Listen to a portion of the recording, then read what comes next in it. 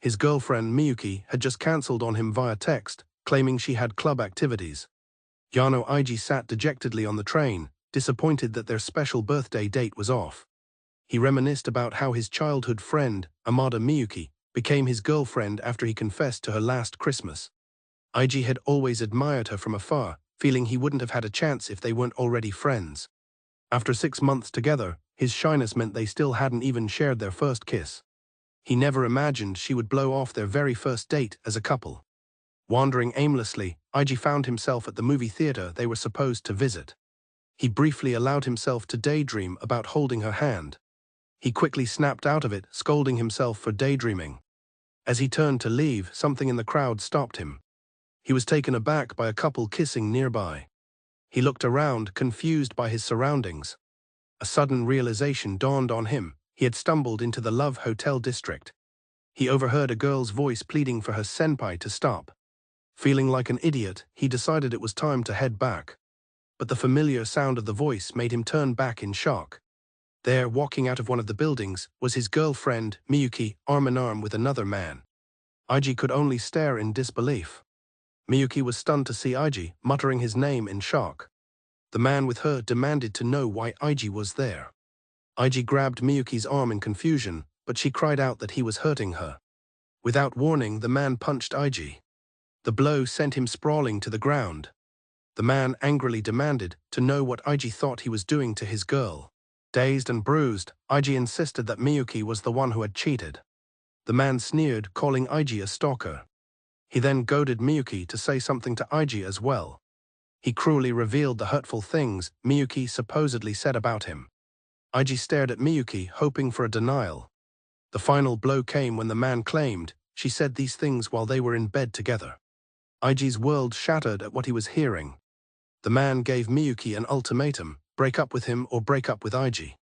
Terrified, Miyuki begged the other man not to throw her away. Pleased with her choice, the man gave a sinister smile. He condescendingly patted Miyuki's head, saying that as long as she understood, that was enough. He then ordered Miyuki to clearly state who Eiji was. Miyuki turned to Eiji and began to speak. She claimed he was just a childhood friend who had become clingy, like a stalker. With a chillingly sweet smile, she called him a horrible, abusive boyfriend. Eiji stood frozen, utterly broken by her lies. The man prompted her to tell the delusional stalker properly. Miyuki officially ended things with Eiji, telling him she couldn't be with him anymore. She added that he shouldn't talk to her at school either, as his happy life began to crumble. He returned home to his family's restaurant, Kitchen Yahello.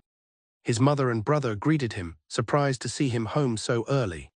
His brother offered to make him lunch, but Eiji quietly declined. He walked past his concerned mother and went to his room. Reeling from the shock, Eiji stayed in bed, simply waiting for time to pass. His concerned family noticed he wasn't eating. The traumatic events replayed over and over as nightmares. In his nightmares, he heard Miyuki call him disgusting and clingy. The other man's voice echoed, telling her to forget the creepy guy and focus on him. He would wake up pleading for the nightmares to stop. The constant torment made him afraid to even fall asleep. The feeling of dread followed him to school. A friend at school innocently asked if there was anything new with him and Amada-san. Eiji could only manage a pained smile in response. He recalled a time when they were children, and she had asked if he liked anyone. She had then playfully joked that she should just become his bride. He remembered how she had laughed, saying she was just kidding. A flustered young Eiji had told her to cut it out. The sweet memory faded, leaving him with the cold reality of the present. Miyuki saw him in the hallway and called his name hesitantly. Her friend stepped between them, telling Eiji not to get involved with Miyuki and calling him an abusive creep. She threatened him, saying she wouldn't let him get away with stalking her. The friend told Miyuki that she had to ignore stalkers like him. Miyuki meekly agreed, and Eiji watched them walk away defeated. Later that night, as he lay in bed, his phone buzzed. He was horrified to find a hateful email from an unknown address. The message simply read, "Die, you're disgusting." It was followed by a list of vicious insults. His inbox was flooded with a barrage of anonymous hate mail. The messages called him a cheater, a creep and scum. He couldn't understand what was happening, insisting to himself that he hadn't done anything wrong. The next day, Eiji forced himself to go to school. He tried to convince himself to act like it was just a normal day. But the moment he entered, he was met with a wall of hostile chatter. He immediately sensed the oppressive atmosphere. He felt as if he were being suffocated by the animosity of his classmates, their whispered insults echoing around him. A classmate slammed her hands on his desk, calling him a criminal and insisting Miyuki would never lie. She claimed that even the popular Kondo senpai from the soccer club had witnessed his actions. She declared it was a matter of believing two school celebrities or a criminal like him. The choice of who to believe was obvious to everyone. Eiji sat in stunned silence, unable to listen anymore. He slumped over his desk, wondering how everything had gone so wrong. Completely ostracized, he ate his lunch alone on a bench outside. A message informed him that his club meeting was suddenly cancelled. Feeling he had no one left in class to rely on, he decided to go to the club room anyway, hoping someone might be there to talk to. He called out for the president as he approached the door. As he neared the door, he overheard his club mates talking about him, one admitting they'd already thrown out his manuscript. Another voice called him pathetic and talentless for trying so hard, crushing his last bit of hope. He spotted a nearby trash can. Inside, he saw his hard work torn to shreds. He knew with absolute certainty that he had no one left on his side. In a final act of desperation, he thought of seeking help from the vice homeroom teacher, Eiji. He thought she might still be in the classroom. But as he approached, he overheard Miyuki's friend telling the teacher how troubled Miyuki had been lately. The teacher expressed her concern, asking if Miyuki's kindness had gotten her into trouble. Miyuki played the part of the victim perfectly. Hearing the teacher pledge her unwavering support to Miyuki, Eiji fled in despair. He went to his locker. Inside, he found a threatening note warning him not to snitch. The terrifying message left him trembling. He finally left school for the day. When he arrived home, his mother greeted him, noting that his club must have been cancelled. Seeing how unwell he looked, she gently told him to get some rest and he could only thank her. His family told him not to worry about them and to just enjoy his school life. He thought of how his mother never cried in front of them after his father died, always smiling so they wouldn't worry. His older brother had also done his best to protect the family and their father's shop. He resolved then to do his best and endure it all. He believed that as long as he kept enduring, no one in his family would have to be unhappy. Miyuki hadn't been able to sleep since that day. She kept wishing it was all a dream, wondering why things turned out the way they did. She thought that if Kondo hadn't been there, she would have clung to Eiji and begged him not to break up. Seeing Eiji being bullied almost made her cry. But she felt she didn't have the right to cry. It had all started as simple love talk. She was happy but frustrated that their relationship wasn't progressing. Her friends misunderstood and introduced her to the experienced Kondo. She tried to turn him down, but Kondo was the athletic, smart, and popular ace of the soccer team. He was handsome and gentle, and she found herself drawn to him. Unlike Eiji, her first love, Kondo had a mature view of relationships and seemed incredibly attractive. He flattered her, saying no guy could resist a girl as cute as her. He joked that if it were him, he would have made a move right away. He would tell her how seriously attractive she was. She was quickly swept up in his advances, and they shared a kiss. Before long, everything that she was supposed to give to Eiji, she had given to Kondo instead. Kondo manipulated her, saying it was Eiji's fault for not making a move on such an attractive girlfriend. He insisted that she wasn't in the wrong, and that Eiji was the one who had failed as a man. She came to see herself as the perfect mark for him. Miyuki admits that a part of her enjoyed the thrill of the guilt, and once she became dependent, there was no turning back. Kondo asked her to hang out on the 30th. She hesitated, reminding him that it was Eiji's birthday. Annoyed, Kondo threatened to just ask another girl instead. He told her he was tired of her always putting Eiji first. He suggested they end things, and in a panic, Miyuki begged him to wait. And so she chose Kondo, believing that Eiji would forgive her. She was relying on his kindness. She had spent 10 years with Eiji and always thought she would marry him. But a darker part of her whispered otherwise, tempting her to keep quiet. She knew she was the one who lied and cheated. But the fear of losing everything was too great. The bullying against Eiji continued unabated, with his belongings being destroyed. His desk was constantly vandalized with hateful messages. He constantly overheard his classmates praising Kondo for driving off the violent guy and pitying Amada. He entered the classroom to find the blackboard covered in insults and pictures of him. Even a photo of his family's restaurant was posted, now labeled Abusive Guy's House. He was horrified that his family and his late father's shop were being dragged into the lies. He punched a wall in a fit of rage and despair. He confronted Kondo, who merely smirked at his pain. Eiji demanded to know why he would tell such a lie. Kondo's answer was simple and cruel, because watching someone lose everything is fun. He told Eiji it was his own fault for thinking he could be with Miyuki, and that he should just drop out. He confessed that he loved wrecking people's lives. The confession caused Eiji to collapse to his knees. He felt utterly hopeless. He ended up in the school infirmary, where the nurse said she would let his teacher know. He could only offer a weak thanks. As she left, he sat alone, consumed by the crushing realization that no one was going to help him. He knew even the teachers would believe the smart and capable Miyuki over someone like him. He couldn't even talk to his parents or his brother. Betrayed by his best friend and girlfriend, he felt completely done for. His isolation was cemented by a message from his club president asking him to stop coming to club. He insisted it wasn't true. Tears streamed down his face as he insisted he'd done nothing wrong. When he tried to reply, he discovered he had been blocked. He broke down, sobbing uncontrollably. After composing himself, he told the nurse he was fine now and that she shouldn't worry. He quietly left the infirmary. Sitting alone on a staircase, he resigned himself to getting used to the pain. He would endure it all until his heart became numb to people's cruelty. He felt that if he could just endure, things would eventually be okay. The insults echoed relentlessly in his mind. He sat by the door to the roof, a dark thought crossing his mind.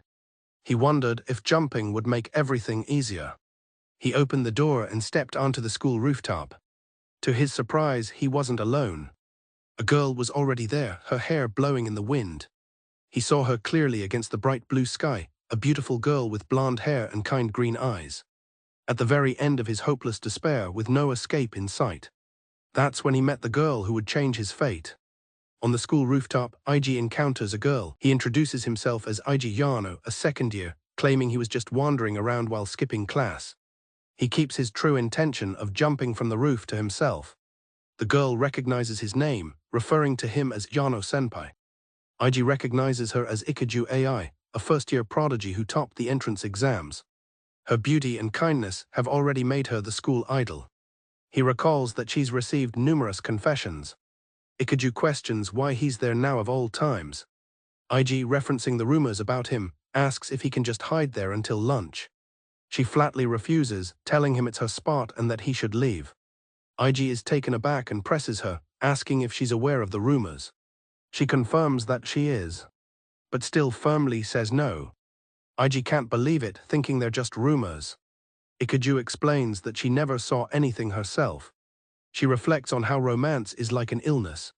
She questions why anyone would believe such a one-sided story. She thinks it's awful to lynch someone without knowing the truth, believing students overreact. Hopeful, Eiji asks if this means she believes him. Ikiju clarifies that it's not a matter of belief. She considers it too great a risk to hurt someone based on biased information. Her words deeply resonate with Eiji. Overcome with emotion, Eiji thanks her. A surprised Ikiju asks why he's thanking her. Eiji simply smiles, saying it's fine if she doesn't understand. Their conversation is cut short by a sudden downpour. Eiji urges her to come inside to avoid catching a cold, but she tells him to leave her alone. Her demeanor shifts to anger as she yells that he doesn't understand the real reason she was on the roof by herself. Confused, Eiji asks for the reason. She tells him not to worry about her getting sick. Because for her, there is no tomorrow. The revelation leaves Eiji in shock. As she moves toward the edge of the roof, Eiji pleads with her to calm down. She screams that she wants to die and be left alone. He lunges forward, grabbing her arm and yelling for her to stop. She struggles against his grip, telling him to let go. In her panic, she stomps hard on his foot. This causes them both to stumble and fall backward, away from the dangerous ledge. Eiji holds her tightly, preventing another attempt. She angrily demands to know why he's protecting her, pointing out he could have been killed if the fence had given way. He shouts back that one doesn't need a reason to save someone's life. In a moment of desperation, He tells her that if she's determined to die, she should at least skip school and go out with him for just one day. Ikaju is left speechless. Ikaju questions his absurd proposal. Eiji confesses that he couldn't help it. He reveals that he also came to the roof with the intention of dying and never imagined he'd be stopping someone else from doing the same. Ikaju sits down.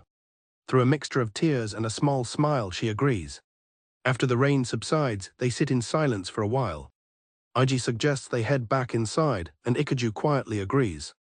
Once inside, Eiji offers her a towel. She thanks him. She becomes flustered when she catches him staring and tells him to stop. As Ikaju dries her hair with the towel, her rain-soaked shirt becomes translucent. Ikaju teasingly calls his staring sexual harassment, which he quickly apologizes for. She then asks what they're doing now.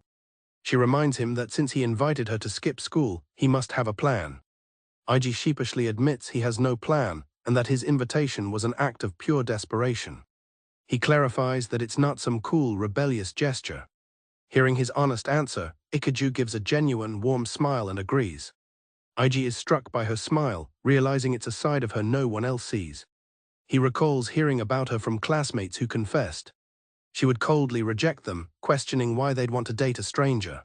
She admitted their advances only made her feel fear. She would accuse them of only being interested in her looks or status. One suitor had even described the rejection as completely shattering. Eiji had expected a similar reaction to his own impulsive suggestion, but her acceptance was a welcome surprise. Getting his attention, Ikaju offers him her handkerchief in return. A flustered Eiji rummages through his bag for a rice bowl. He offers her one which she gratefully accepts. She takes a bite and her eyes light up, exclaiming how delicious it is. She identifies the filling as tuna mayo. Eiji explains it's a classic convenience store rice ball filling, as she's never had it before. Ikaju is moved, remarking that she never knew everyone was eating something so good. Eiji smiles, telling her there are lots of other delicious things in the world. He adds that it would be a waste to die without experiencing them. His words seem to resonate with her. She enthusiastically agrees that it's good and admits she's becoming interested. Eiji then takes a leap. He asks if she wants to come over to his place. This flusters her completely. Eiji tells her not to worry and that they should go. She points out a problem: the front gate is locked. He playfully suggests they climb the fence, which earns him a protest from Ikaju about her skirt. Laughing, he admits he was kidding. He points to a metal side door. He explains that it can be opened from the inside, but locks automatically. Ikaju is surprised he knows about the door, remarking that it's not something an honor student would typically know.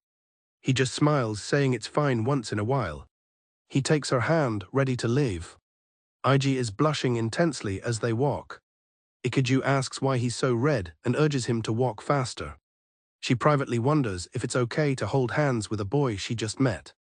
She concludes that it doesn't feel uncomfortable. She then announces that this is her first time holding hands with a boy, telling him to be careful. The declaration makes Eiji even more embarrassed. She pulls him along, telling him to let's go. As they run from the school grounds, a voice calls out, demanding to know what they are doing. Without looking back, they continue forward. They face ahead, as if leaving their troubled pasts behind them. 30 minutes after Takenaga-sensei warned his class about the bullying of a student named Yano, an emergency meeting is underway. The principal arrives late, apologizing to the gathered teachers in the conference room. The principal bows deeply, thanking Takenaga-sensei for his prompt report. He stresses the urgency of the matter. Takeyanagi, however, blames himself for failing to manage his class properly. Grade Chair Iwai reassures Takeyanagi, stating that he did everything he could and that many people would simply try to hide such things. The principal agrees with Iwai, urging them to focus on the present and future instead of dwelling on the past. The conversation turns to Yano-kun's condition after he left school early. Iwai explains that he took the initiative to call Yano's parents. He confirms that Yano left feeling unwell. He reports that Yano made it home safely. The principal is relieved by the news. He declares that their priority must be Yano-kun, as everything would be lost if he were to drop out. Determined, Takeyanagi agrees that they need to provide him with firm support. A student named Kondo-senpai is interrupted when a classmate bursts in, panicking. He reports that their plan to graffiti Yano's desk as a punishment has backfired. Takuyanagi is now treating it as a crime and launching an investigation. Kondo is unfazed, remarking that the teacher acted faster than he expected. He casually dismisses the problem, confident his father will handle any fallout. His friends are shocked by his cold response. They remind him they only did it for his sake. Angrily, Kondo retorts, questioning when he ever asked them to do such a thing. He tells them he only shared his worries. He blames them for taking it as a joke and vandalizing school property. Kondo instructs them to deny everything, as there's no hard evidence against them. He warns them that if they fail to do so, they're finished. He smirks, thinking to himself that he has just acquired 2 more slaves. Elsewhere, Yano and a girl catch their breath on a park bench after running. She admits it was tough keeping up with him. He smiles, telling her it's amazing she could keep up at all. Yano mentions hearing about her talents and how she's turned down every club. She complains that he teases her too much, questioning if he's just bad at explaining things or doing it on purpose. He cheekily claims he's just bad at explaining things. She playfully calls him a liar. They continue walking together. They arrive at a restaurant named Kitchen Yano. Yano announces his arrival home. He explains he left school because he felt sick. He adds that he invited his kuhai, who was also leaving, to lunch. He introduces his home, which is also his family's restaurant. Yano explains that his late father was a chef. He met his mother at a hotel where she worked the front desk. They saved up and opened Kitchen Yano together. Now his brother is the chef, and his mother handles the front of the house. Yano's mother offers them lunch on the house and suggests they use the back break room. Yano thanks her. He leads his friend Ikaju towards the room. Ikaju shyly introduces herself to Yano's family as Ikaju AI, his kuhai, and apologizes for the sudden visit. His mother and brother are stunned by her presence. Yano's mother is flustered but delighted. She exclaims she never thought her son Eiji would bring home such a cute girl. She warmly welcomes AI, telling her to relax and eat whatever she likes. Yano leads AI into the break room, while his mother encourages her to make herself at home. AI gratefully thanks her. Looking over the menu, AI asks for a recommendation. Yano points to the special lunch, highlighting their signature omelette rice. Ai's eyes light up, and she exclaims that it looks delicious. Yano returns and apologizes if the room is too plain. AI disagrees, finding the Japanese-style room refreshing since she doesn't have one at home. Yano mentions that the room reflects his family's hobbies. AI smiles, saying that explains the warm feeling. She wistfully comments that his family seems very close and that she's jealous. AI adds that her own family used to be warm as well. Her thought is interrupted when Yano's mother arrives with their special lunch. Yano's mother offers them a complimentary drink after their meal. AI chooses tea. His mother becomes excited, revealing she's a tea lover too. Yano isn't surprised by his mother's preference. Yano's mother tells them to enjoy their meal and that she'll bring tea afterward. The two sit down to eat, a moment of quiet before they begin. Together, they give thanks for the meal. They start eating, both smiling. AI happily savors the food, remarking how good it is. Yano reflects on the stark contrast between this peaceful moment and the fact that just a short while ago, they were both on the verge of death. AI praises the entire meal, but finds the tanjiro especially comforting. Yano explains that it's his late father's special recipe, a hearty soup that condenses umami flavor. He thinks of his father with pride. AI apologizes, worried she was being insensitive. Yano quickly reassures her, saying that hearing his father praised makes him happy. Relieved, AI says the soup tells her he must have been a very kind father. AI expresses how lucky she feels to eat such gentle food. Her expression then darkens as she turns to Yano and asks a heavy question: does she deserve to live? She confesses that she has been agonizing over her life. She thought she had finally found the resolve to end things. But then she met Yano, who risked his own life to save her. And now she's enjoying a delicious meal. With tears in her eyes, she admits that her resolve is wavering. Yano admits he doesn't know her circumstances and can only offer an irresponsible opinion. He tells her that because she was there on the rooftop, he himself was saved. Looking her directly in the eyes, he says with conviction that he wants her to live. At his words, AI, who had maintained her composure until now, finally breaks down and cries. Yano feels that in this moment, he is finally seeing the true Ikaju AI. After their meal, Yano's mother serves tea. AI thanks her politely. Eiji observes that Ikaju seems to have calmed down a bit. Yano's mother is relieved and proudly presents her top recommendation. She explains that the tea is flavored with wine, but assures AI that the alcohol has been cooked out. She adds that while it's delicious on its own, adding sugar brings a feeling of happiness. Taking a sip, Ai's eyes widen as she exclaims how delicious it is. AI agrees that the tea smells wonderful and is even better with sugar. This shared opinion sparks an enthusiastic conversation between her and Yano's mother about their favorite teas. As they bond instantly over Darjeeling and Japanese black tea, Eiji watches them sipping his own tea. Yano's mother is ecstatic, saying it feels like she has her own daughter, and eagerly asks AI to be her friend. A blushing AI happily agrees. When it's time for AI to leave, she stands up to go. Eiji offers to walk her to the station, but she declines. She explains with a smile that having too much fun now will only make her feel lonelier later. AI reassures a concerned Eiji that it's okay. She tells him that meeting him has given her a reason to be there. As he's about to open the door, AI calls out to him. She turns and asks for confirmation that they are now friends. Eiji smiles and tells her that of course they are. Overcome with happiness, AI beams and asks him to continue looking after her from now on. As AI walks home alone, she reflects on the day, thinking that it might have been the happiest time of her life. She muses that for now, just being friends is fine. Her thoughts are interrupted by her phone buzzing. A chauffeur pulls up, announcing he's there to pick her up. She thanks him. Back at the restaurant, as soon as the door closes behind AI, Eiji's composure shatters. He was fine until that moment, but now he can't stop trembling.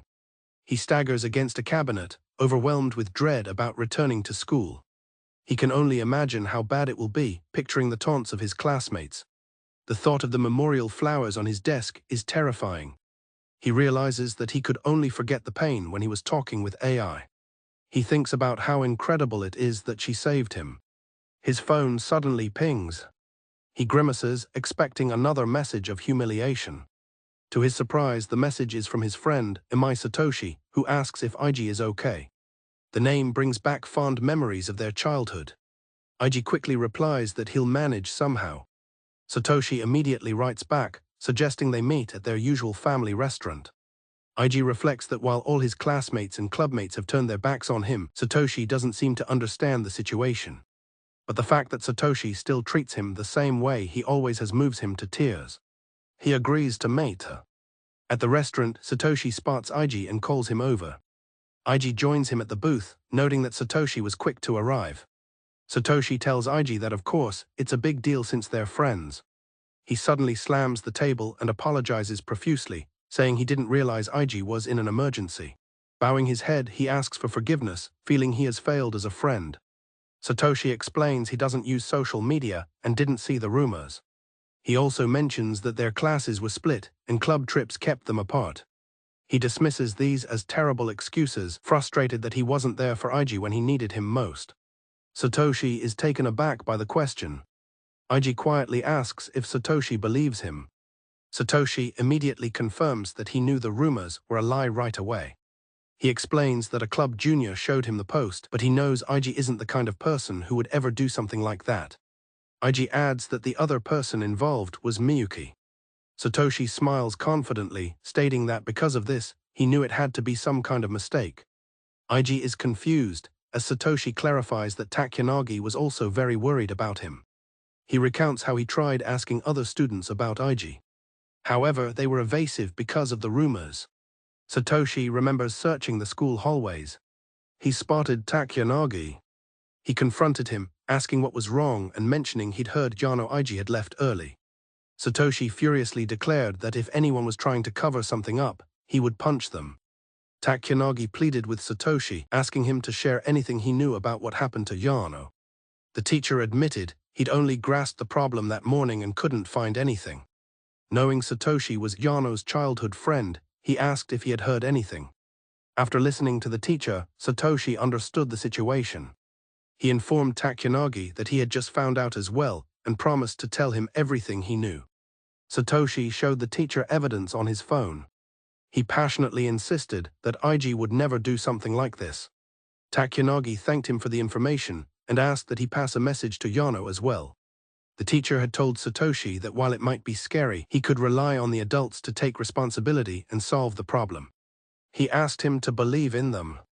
Finishing his story, Satoshi remarks that Takanagi is surprisingly passionate.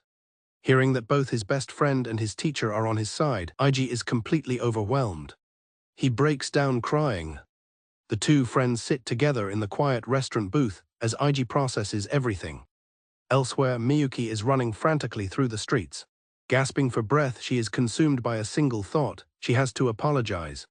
She finally arrives at Kitchen Yano, determined. She has to apologize to Eiji.